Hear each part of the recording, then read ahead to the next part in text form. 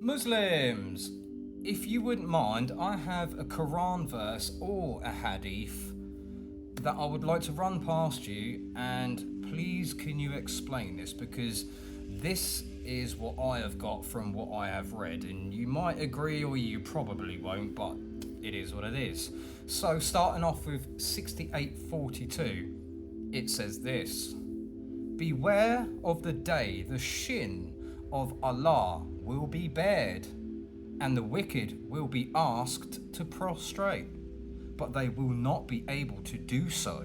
The context pulled straight from your tasfirs said this: shall we make the obedient like the sinners? Clarifies that it is rationally necessary that there should come a time when people will have to give an account of their deeds, a place where the guilty ones will find no escape routes, an ideal world where there will be an absolute justice and fair play, where good and evil will be clearly distinguished. If this is not the state of affairs in the hereafter, then no evil should be evil, and no sin should be sin in this mortal world. Divine justice would thus be rendered meaningless, since it is established that resurrection is a reality, just like Jesus, and inevitable. The reward of good deeds is a reality, and the punishment of evil deeds is also a reality. So my question would be to you lovely people of Islam, so why does Allah cause people to sin? Why does Allah swipe righteous people out of existence and replace them with sinners? I'm sure you know what I'm talking about. Now forgive me for butchering this name, but Al-Haka or something 11119 says this: except those shown mercy by your Lord, and so he created them to choose freely. And so the word of your Lord, Isa, will be fulfilled.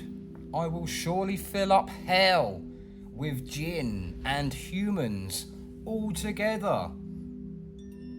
This verse literally mentions a free choice, basically free will. But hold your horses. We know that Allah predestines life 40 years prior. Yes, in Islamic belief, Allah has pre-written the destiny of every individual before they are born. So no free will or choice, because your destiny was laid out before you were born. If you are going to commit these horrible acts and sins, it is because it is by the will of your Allah 40 years prior to your existence. So now we move to Sahih Muslim 2749, where it says this: by him in whose hand is my life, if you were not to commit sin, Allah would sweep you out of existence, and he would replace you by those people who would commit sin and seek forgiveness from Allah, and he would have pardoned them. So what's a pardoned sin? Releasing the sinner from guilt and the divine punishment. So the sinners get pardoned with no punishment. Does that or does that not literally explain the state of our world right now, where people can just do as they please, and because it is Allah's will, they are already been pardoned and they have no guilt and no divine punishment coming their way?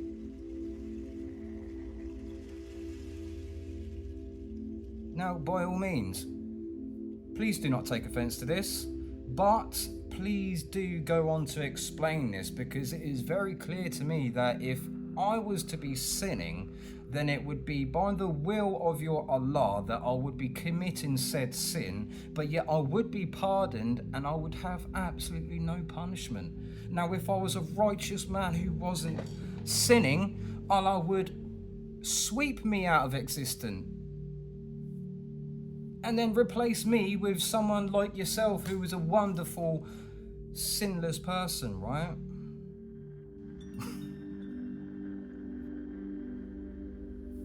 By all means, you can have an argument with me that Allah does not predestine people's destiny 40 years prior to them being born, but then you can also take a look at the argument between Moses and Adam, where Moses is having an argument with Adam, as I just said, about the downfall of humanity, where Adam turns around to Moses and says, well, it's not necessarily my fault, for it was written 40 years prior to his creation.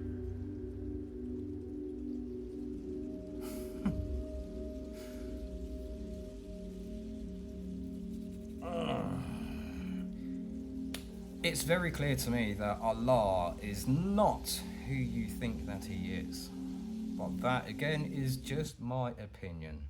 God bless each and every single one of you beautiful, beautiful Muslims. Okay?